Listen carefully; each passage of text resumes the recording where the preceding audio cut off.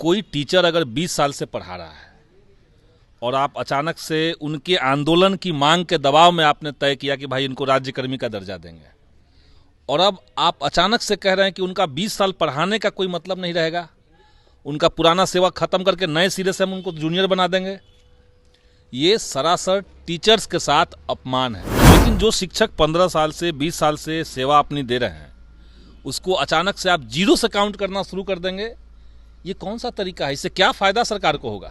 इनको लग रहा है कि टीचर को ज़्यादा टारगेट कर देंगे तो उससे जनता में छवि बनेगी कि हम शिक्षा को लेकर बड़ा गंभीर हैं। नहीं, गंभीरता इससे नहीं बनती। ये जो संशोधन सरकार कह रही है ये कैबिनेट से पास हुआ। कैबिनेट के अंदर भाजपा और जदयू के तमाम मंत्री बैठते हैं, एक भी मंत्री ने इस पर क्यों आपत्ति दर्ज नहीं की कि पुराने जो नियोजित शिक्षक हैं, जिनको आप विशिष्ट शिक्षक आज के समय में नाम दे दिए हैं, उनको आप कह रहे हैं कि आपका सेवा जो है वो फिर से काउंट करेंगे, आपको कभी भी हटा सकते हैं, निलंबित कर सकते हैं, अनिवार्य सेवानिवृत्ति आपको दे सकते हैं। ये बहुत गलत अप्रोच सरकार का है, ये इसको बंद होना चाहिए।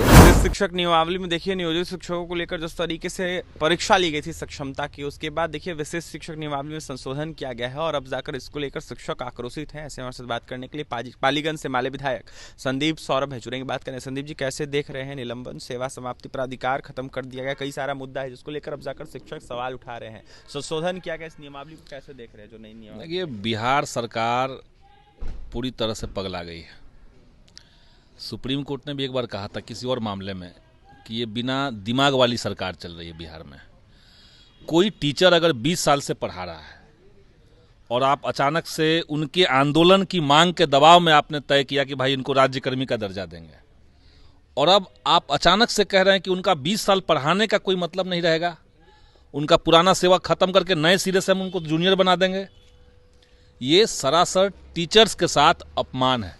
पेमेंट का मसला नहीं है, लेकिन जो शिक्षक 15 साल से 20 साल से सेवा अपनी दे रहे हैं उसको अचानक से आप जीरो से काउंट करना शुरू कर देंगे, ये कौन सा तरीका है? इससे क्या फायदा सरकार को होगा?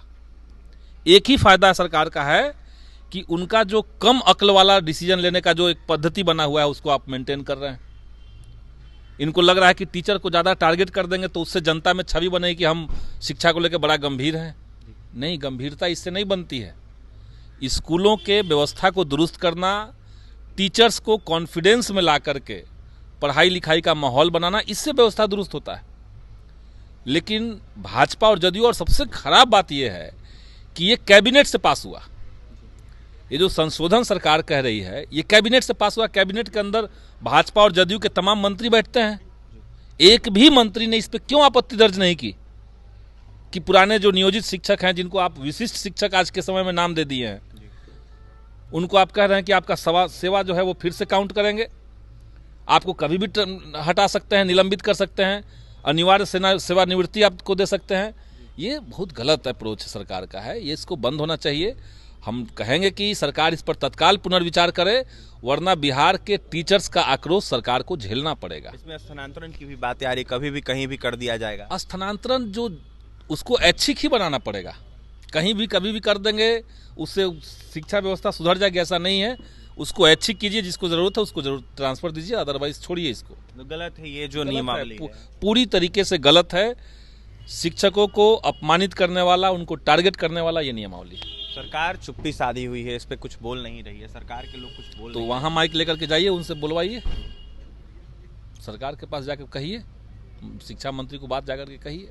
माले क्या कह रही है इसको लेकर? माले का साफ पोजीशन है, हम लोग ऊपर से डेंटिंग पेंटिंग कर देने को शिक्षा में बेहतरी नहीं मानते हैं।